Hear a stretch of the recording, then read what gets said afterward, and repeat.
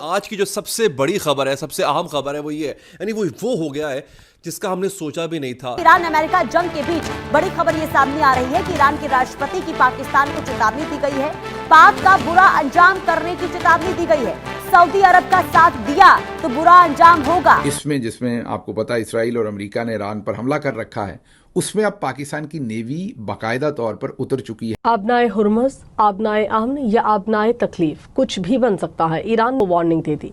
उनकी जानिब से स्टेटमेंट आई है। उन्होंने बड़ा कैटेगोरिकली ये कहा है कि कोई सेफ हेवंस नहीं है, ये eyeball to eyeball होगा, ये जनाब आंख के बदले फिर आंख होगी और उसके बाद सेफ हेवंस नहीं। और अब पाकिस्तान चाहकर भी इससे नहीं निकल सकता। कुछ करेगा फिर फंसेगा, कुछ नहीं करेगा फिर फंसेगा। फील्ड मार्शल साहब की तो वो कहते हैं भाई उसके हाल ये है कि रजिया फंस गई गुंडों में, जिस तरह हालात है ना, रजिया फंस गई गुंडों में, ये उसका हालात है। स्ट्रेटेजिक एक्सपर्ट्स का ये कहना है कि अगर अमेरिका कभी ईरान के खिलाफ ग्राउंड इन्वेजन करता है तो उसका एक पॉसिबल रूट पाकिस्तान के थ्रू हो सकता है। पाकिस्तानी फजाई अड्डों पर अमेरिका से डील क्या? अब क्या मिसाइलों का रुख ईरान के एशिया की तरफ होगा? ये उड़ता हुआ तीर क्यों उन्होंने लिया, क्यों ख्वाहिश कर रहे हैं? फिर उन्होंने ये भी बड़ा वादे कर दिया कि जिन जिन ममालिक की बेसिस इस्तेमाल होंगी या स्पेस इस्तेमाल होगी वो भी फिर सुकून से नहीं सोएंगे, फिर सारे जागेंगे। पूरे इस्लामाबाद को कहा जा रहा है कंटेनर्स लगाकर बंद किया जा रहा है। क्यों बंद किया जा रहा है? जाहिर है कि जब पाकिस्तान हमला करेगा ईरान पर तो अवाम तो चुप नहीं बैठेगी। बाद में फिर ये भी बात की जा रही है कि सारे स्कूल कॉलेजेस अचानक से बंद कर दिए गए हैं 1 महीने के लिए। ऐसा क्यों किया गया है? तो पाकिस्तान बहुत मुश्किल हालात में इस टाइम फंसा हुआ है। जय हिंद दोस्तों, very warm welcome to Hindustan special channel. Iran के राष्ट्रपति मसूद पेजेश्कियन ने पाकिस्तान के प्रधानमंत्री शहबाज शरीफ को सऊदी का साथ देने को लेकर चेतावनी जारी कर दी है।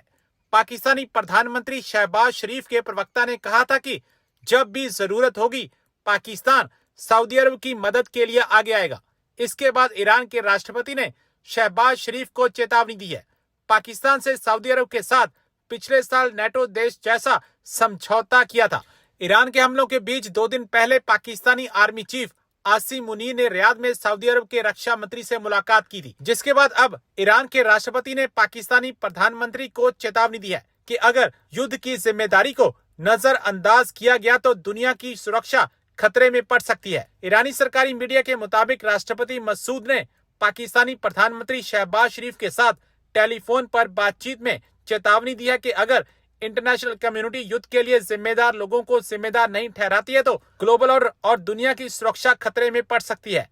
जो डेली मेल ने सबसे पहले कल रात गए ये पब्लिश की कि जी पाकिस्तान जो है वो अब एंटर हो चुका है और उसके अंदर जो है उसने मैरीटाइम सिक्योरिटी के लिए अपने जो ऑयल टैंकर्स की हिफाजत के लिए जो है वो सारे सिलसिला अब चल निकला है और वो भी इसके अंदर जो है वो जो ऑयल टैंकर्स है उसकी हिफाजत जो है वो यकीनी बनाएंगे। लेकिन साथ साथ ये भी चल रहा है कि जी सऊदी अरेबिया जो है वो उसका कुछ ये है कि भाई उसकी हिफाजत का जिम्मा जो है ना उसके साथ जो सिक्योरिटी पैक्ट में उसको ही लेना पड़ेगा। साथ में फिर ये भी बात की जा रही है कि सारे स्कूल कॉलेजेस अचानक से बंद कर दिए गए हैं 1 महीने के लिए। ऐसा क्यों किया गया है? इस तरह की बहुत सारी चीज़ें चल रही है, लेकिन ऑब्वियसली इसकी कोई ऑथेंटिसिटी ऐसी नहीं है कि इसके अंदर ये सोचा गया है या ईरान जो है वो हमला करने वाला है पाकिस्तान पे या पाकिस्तान ने ये जो सऊदी अरेबिया उसके साथ या उसके लिए ईरान पर हमला करने का फैसला कर लिया है इसलिए स्कूल कॉलेज बंद कर दिए हैं। स्ट्रेटेजिक एक्सपर्ट्स का ये कहना है कि अगर अमेरिका कभी ईरान के खिलाफ ग्राउंड इन्वेजन करता है तो उसका एक पॉसिबल रूट पाकिस्तान के थ्रू हो सकता है, जो साउथ एशिया के स्ट्रेटेजिक इक्वेशन को पूरी तरह से बदल सकता है। और इस वॉर के इकोनॉमिक शॉक्स जो सबसे पहले पाकिस्तान जैसी इकोनॉमीज हैं वो उनको लगने वाला है और जो फ्यूल प्राइसेस है उसमें रिकॉर्ड जंप के बाद इस्लामाबाद को जो इमरजेंसी हमने देखा है कि जो मेजर्स हैं वो लेने पड़े, स्कूल्स बंद हैं और जो छुट्टियां हैं वो वर्क प्लेसेस पे 4 दिन का काम उन्होंने कर दिया है। गवर्नमेंट जो है स्पेंडिंग वो कट हो गई है। हर तरह से वहां पर हमें हाहाकार नजर आ रहा है।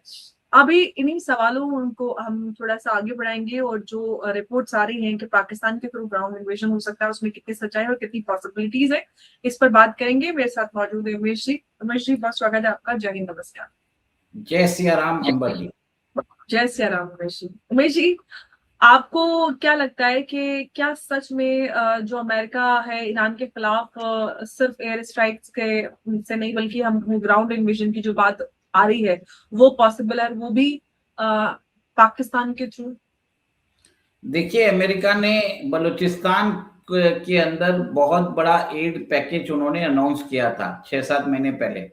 उस समय भी मैंने आपके शो पे बोला था कि पॉसिबली ये जो एड पैकेज दिया है बलूचिस्तान के लिए, ये एक्चुअली काम आएगा ईरान के इन्वेजन के अंदर।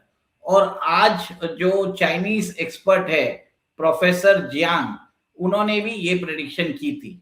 और मैंने तो ये 6-7 महीने पहले ही बोल दिया था कि ये जो बलूचिस्तान की जो सीमा है वो ईरान के साथ it is around 800 to 900 kilometres, इतनी बड़ी सीमा है। और अमेरिका को एक तरह से ईरान को डिस्ट्रॉय करना है, क्योंकि एनर्जी ट्रेड पर वो अपना कब्जा करना चाहता है। जो एनर्जी ट्रेड हो रहा है युआन में, उसको डॉलराइज करना चाहता है। जो सी रूट्स है स्ट्रेट ऑफ हॉर्मुज के ऊपर वो अपना आधिपत्य करना चाहता है, ताकि उसका फुल कंट्रोल बना रहे।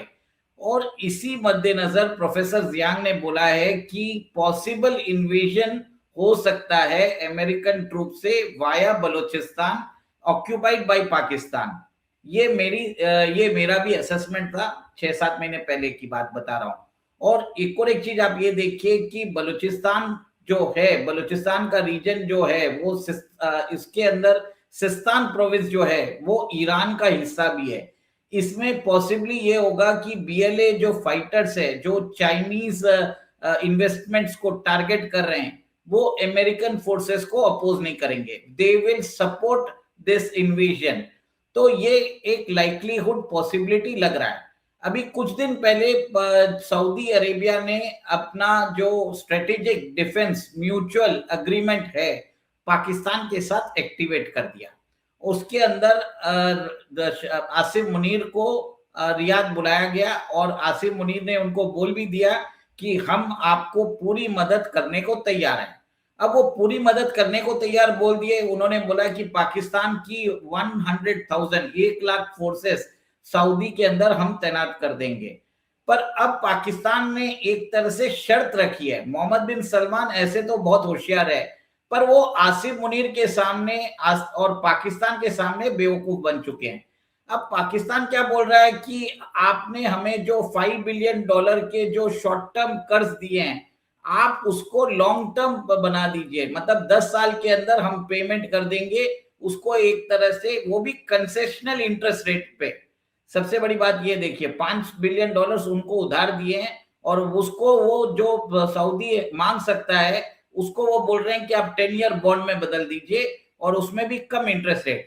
सेकेंड, वो बोल रहे हैं कि आप जो हमको क्रेडिट लाइन फैसिलिटी देते हैं ऑयल परचेज के लिए, वो आप देते हो $1.2 बिलियन। आप $1.2 बिलियन मत दीजिए, आप हमको $5 बिलियन का दीजिए। तो आप सोचिए, $5 बिलियन तो बोला भूल जाओ, एडिशनल $5 बिलियन और दो हमको क्रेडिट, तो $10 बिलियन ऐसे हो गया।